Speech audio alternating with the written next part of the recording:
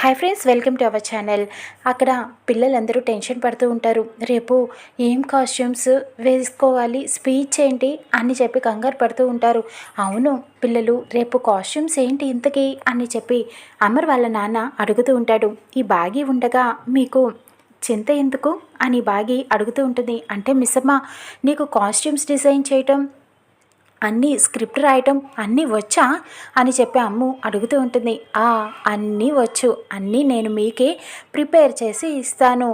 ఈ బాగి బహుముఖ ప్రజ్ఞాశాలి కదా అని చెప్తూ ఉంటుంది గర్వంగా. అంజు అంటుంది, మిస్సమ్మ ముందు నువ్వు తెలుగులో మాట్లాడు, ఎవరికి ఇక్కడ అర్థం కావట్లేదు అని అడగటంతో అమర్ వాళ్ళ నాన్న అంటారు, మిస్సమ్మ మాట్లాడింది తెలుగేనే పొట్టి బుడంకాయ్, ముందు నువ్వు తెలుగు నేర్చుకో, మళ్ళీ మల్టీ టాలెంటెడ్ అంట అని చెప్పి కౌంటర్ వేస్తూ ఉంటారు. అందరూ సరదాగా నవ్వుకుంటూ ఉంటారు.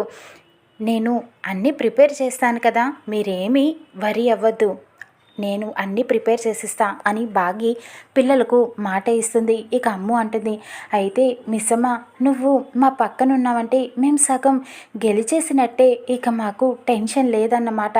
అయితే రేపు స్పీచ్ గెటప్స్ అన్నీ అదిరిపోతాయి అన్నమాట అని అమ్ము అడుగుతూ ఉంటుంది. అవును, రేపు మీరు ఎలాగైనా సరే ప్రైజులు తీసుకునేలాగా నేను చేస్తాను కదా అని బాగి చెప్పడంతో ఇక అందరూ చాలా హ్యాపీగా ఫీల్ అవుతూ ఉంటారు. సరే మీరు వెళ్ళి ఫ్రెష్ అప్ అవ్వండి, నేను స్నాక్స్ తీసుకొని వస్తాను అని బాగి చెప్తుంది. ఇక అందరూ ఫ్రెష్ అప్ అవటానికి వెళ్తారు. ఇక్కడ మనోహరి అనుకుంటూ ఉంటుంది, ఇప్పుడు ఎలాగైనా సరే ఇక నేను ప్లాన్ చేస్తాను కదా, రేపు ఎలా అయినా వాళ్ళు ఓడిపోయేలాగా చేస్తాను, అందరిలో నవ్వులు పాలయ్యేలాగా నేను చేస్తాను కదా, అప్పుడు బాగిపైన ఉన్న నమ్మకాన్ని పోగొట్టేస్తాను, పిల్లలకి నా వైపుకి తిప్పుకుంటాను, అప్పుడు ఈ ఇంటికి నేను కోడలనవుతాను, అమర్కి దగ్గరవుతాను, ఈ ఇంట్లో మళ్ళీ నేను చక్రం తిప్పుతాను, పిల్లలకు బాగి పైన ఉన్న ప్రేమని చంపేస్తాను అని చెప్పి అనుకుంటూ ప్లాన్ వేస్తూ ఉంటుంది. ఇక అక్కడ రామ్మూర్తి అనారోగ్యంగా ఉంటాడు. ఇప్పుడిప్పుడే కోలుకుంటూ ఉంటాడు. మంగళ చాలా కోపంగా కూరలన్నీ కట్ చేస్తూ ఉంటుంది. మంగళ అని చెప్పి రామ్మూర్తి పిలుస్తూ ఉంటాడు. కానీ ఉలకదు పలకదు, చాలా కోపంగా ఉంటుంది. ఎందుకే ఎక్కడికో వెళ్ళి వస్తానని బయటికి వెళ్ళి వచ్చావు, అప్పటి నుంచి ఇలానే ఉన్నావు, కోపాన్ని అంతటిని ఆ కూరల మీద చూపిస్తున్నావు ఎందుకు అని చెప్పి అడుగుతూ ఉంటాడు. నీకేంటి బాధ, నీ మీద చూపిస్తే నువ్వు ఊరుకుంటావా ఏంటి, ఊరుకోవు కదా, అందుకే వీటి మీద చూపిస్తున్నాను అని చెప్పి మంగళ కోపడుతూ ఉంటుంది. ఆ మొహం ఎందుకే అలాగ చించుకొని పెట్టుకున్నావు అని అడుగుతూ ఉంటాడు. నా మొహం ఇంతే, నీకు చూడటం ఇష్టం లేకపోతే చూడకు, మానే అని చెప్పి అరుస్తూ ఉంటుంది. ఎందుకు అలా ఉన్నావు, అసలు ఏం జరిగింది అని అడుగుతూ ఉంటాడు. ఏం జరగలేదు అని చెప్పి మంగళ మనోహరితో జరిగిన గొడవ గురించే ఆలోచిస్తూ ఉంటుంది. ఇంతకీ నీ కూతురు గురించి ఆలోచించావా లేదా, కనిపెట్టావా లేదా అని చెప్పి అడుగుతూ ఉంటుంది. నా పెద్ద కూతురు గురించా అని రామ్మూర్తి బాధగా అడుగుతూ ఉంటాడు. అవును, అప్పుడెప్పుడో కనుక్కుంటానన్నావు కదా, ఏమైంది అని అడగటంతో బాబుగారు కనుక్కుంటా అన్నారు కదా, ఆ సరస్వతి మేడంకి స్పృహ వస్తే తెలుస్తుంది అని రామ్మూర్తి చెప్పడంతో ఆయన కనుక్కుంటారులే, నీ ప్రయత్నం నువ్వు కూడా చెయ్యాలి కదా, అప్పుడెప్పుడో ఆశ్రమానికి వెళ్ళావు, పేరు ఇచ్చొచ్చావు, ఫోన్ నెంబర్ ఇచ్చొచ్చావు, కానీ మళ్ళీ ఫోన్ చేసి నువ్వు కనుక్కోవచ్చు కదా, వెళ్ళి కలవచ్చుగా అని మంగళ ఐడియాలు ఇస్తూ ఉంటుంది. ఫోన్ నెంబర్ ఇచ్చాను కదా, తెలిస్తే వాళ్ళే ఫోన్ చేస్తారులే అని అంటాడు. నీకు ఇన్ని రోజులు బాగాలేదు కదా, వాళ్ళు ఫోన్ చేశారేమో, నువ్వు లిఫ్ట్ చేయలేదేమో, నీ ఫోన్ కలవలేదేమో, అందుకనే వెళ్ళి కనుక్కోవచ్చు కదా అని చెప్తూ ఉంటుంది. ఇన్నాళ్ళకి మంచి సలహా ఇచ్చావే, నేను నాకు కొంచెం కుదుట పడ్డాక వెళ్ళి కనుక్కుంటాను అని రామ్మూర్తి చెప్తూ ఉంటాడు. ఇక మంగళ అంటుంది, ఇప్పుడు చెప్తా మనోహరి నీ సంగతి అని చెప్పి ఆలోచిస్తూ ఉంటుంది. అక్కడ అమర్ అందరికీ ప్లాన్ గురించి చెప్తూ ఉంటాడు. ఎవరెవరు ఏ స్కూల్ దగ్గర ఉండాలో అందరికీ చెప్తూ ఉంటాడు. రాథోడ్ బాంబ్ స్క్వాడ్ సంగతి ఏంటి అని అమర్ అడుగుతూ ఉంటాడు. ఫోన్ చేశాను సార్, అందరూ ఆన్ ది స్పాట్లో రెడీగా ఉంటారు అని చెప్తూ ఉంటాడు. ఇక ఇంతలో అమర్కి తీవ్రవాదుల నుంచి ఫోన్ వస్తుంది. అమర్ ఫోన్ నెంబర్ కనుక్కొని మరీ ఫోన్ చేస్తారు. అక్కడ ఆల్రెడీ బ్లూ ప్రింట్లో స్కూల్ ఏ బాంబు పెట్టాలి, ఎలా పెట్టాలి అన్ని ప్లాన్లు వేసుకుంటారు. ఇక అమర్కి ఫోన్ చేస్తారు. హలో అని చెప్పి అనుకుంటూ లిఫ్ట్ చేస్తాడు. అన్నోన్ నెంబర్ నుంచి ఎవరా అని చెప్పి అనుకుంటూనే ఉంటాడు Amar. Hello hello sir, lieutenant sir అని చెప్పి పిలుస్తూ ఉంటారు. ఇక తీవ్రవాదులు ఎవరు అని చెప్పి అడగటంతో, ఏంటి సార్ మా గురించి ఇక్కడ చాలామంది ఆర్మీని వాళ్ళని సెటప్ చేశారు, బాంబ్ స్క్వాడ్ని రెడీ చేశారు, మరి నన్ను ఎవరో గుర్తుపట్టలేదా అని చెప్పి అటు నుంచి తీవ్రవాదులు అడుగుతూ ఉంటారు. ఇక అప్పుడు అమర్కి అర్థమవుతుంది. రాథోడ్తో చెప్తూ ఉంటారు స్లోగా, టెర్రరిస్టులు నువ్వు వెళ్ళి ముందు ఇక్కడ నెంబర్ని ట్రాక్ చేయి అని చెప్పి రాథోడ్ని పంపిస్తారు. ఏంటి సార్ అన్నీ సిద్ధం చేసుకున్నారా, నాకు భయపడుతున్నారా ఏంటి అని చెప్పి వాళ్ళు అడుగుతూ ఉంటారు. ఇక అప్పుడు అమర్కి చాలా కోపం వస్తుంది. కళ్ళు ఎర్ర చేసి మరీ మాట్లాడుతూ ఉంటాడు. ఏంటి నాకు భయమా? నేను ఆర్మీరా, నాకు భయం అంటే ఏంటో తెలియదు.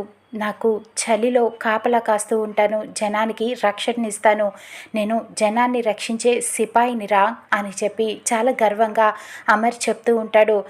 రాఖీని తీసుకొని ఇక్కడి నుంచి వెళ్దామని అనుకుంటున్నావా? అది జరగని పని. నిన్ను ఈ సిటీ కూడా నేను దాటనివ్వను, చూస్తూ ఉండు అని అమర్ వార్నింగ్ ఇస్తూ ఉంటాడు. ఇక అప్పుడు వాళ్ళు చెప్తూ ఉంటారు, రాఖీని తీసుకొని వెళ్తాను, అంతకు ముందే నీ కళ్ళల్లో భయాన్ని కూడా నేను చూసే వెళ్తాను అని చెప్పి వాళ్ళు సవాల్ విసురుతూ ఉంటారు.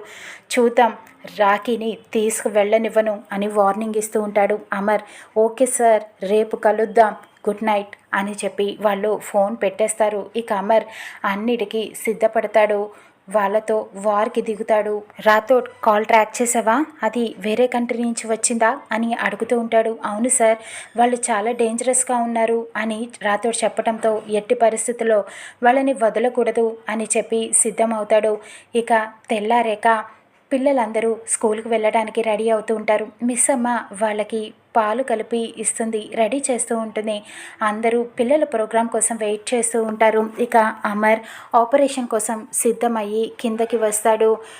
హ్యాపీ ఇండిపెండెన్స్ డే అని చెప్పి అందరూ విష్ చేసుకుంటూ ఉంటారు. పిల్లలు అన్ని కాస్ట్యూమ్స్ అన్నీ రెడీ చేసుకున్నారా అని అడగటంతో అన్నీ మిస్ అమ్మ రెడీ చేసింది అని చెప్తూ ఉంటారు వాళ్ళు. ఇక నిర్మల అంటుంది, అవును అమర్, రాత్రంతా ఒక్కదే కష్టపడి అన్నీ ప్రిపేర్ చేసింది పిల్లల కోసం అని చెప్పడంతో అమర్ చాలా అరుని గుర్తు చేసుకుంటాడు బాగీని చూసి. ఇక కిటికీల నుంచి అరు కూడా ఇదంతా చూసి అనుకుంటూ ఉంటుంది. ఇక తర్వాత ఓకే అయితే ఆల్ ద బెస్ట్, మీరందరూ బాగా పర్ఫామ్ చేయండి అని అమర్ చెప్తూ ఉంటాడు.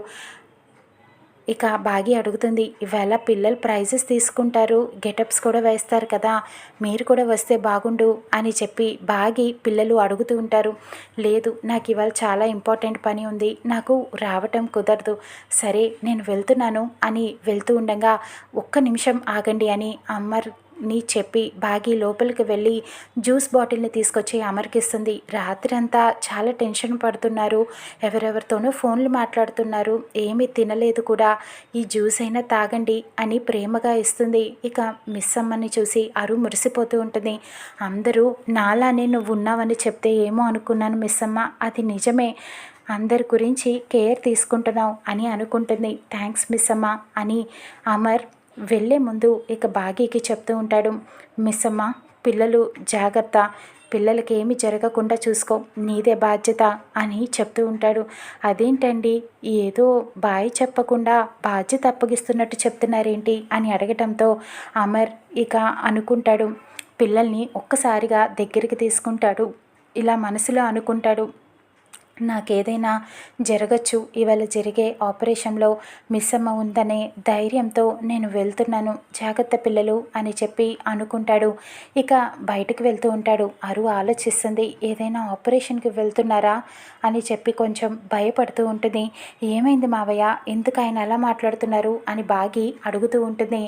ఏం లేదమ్మా, పిల్లల ఫంక్షన్కి రాలేకపోతున్నాడు కదా, ఆ బాధతో అన్నాడు అంతే అని అనటంతో ఓకే అని అంటుంది. ఇక తర్వాత ఎలా వెళ్దాం, స్కూల్కి డ్రైవర్ని పిలవనా అని నిర్మల అడుగుతూ ఉంటుంది. ఇక మనోహరి ముందలకి వచ్చి ఏం అక్కర్లేదా ఆంటీ, నేనున్నాను కదా, కారు ఉంది, నాకు డ్రైవింగ్ వచ్చు, నేను తీసుకువెళ్తాను అని అనటంతో మిస్ అమ్మ ఆలోచిస్తూ ఉంటుంది. ఏంటి మనోహరి, ఏదైనా ప్లాన్ వేస్తున్నావా అని చెప్పి అడగటంతో ఏంటి భయపడుతున్నావా అని మను అడుగుతూ ఉంటుంది. ఏదైనా జరిగిందో నీ తోలు తీస్తాను, జాగ్రత్తగా ఉండు అని మనుకి వార్నింగ్ ఇస్తుంది.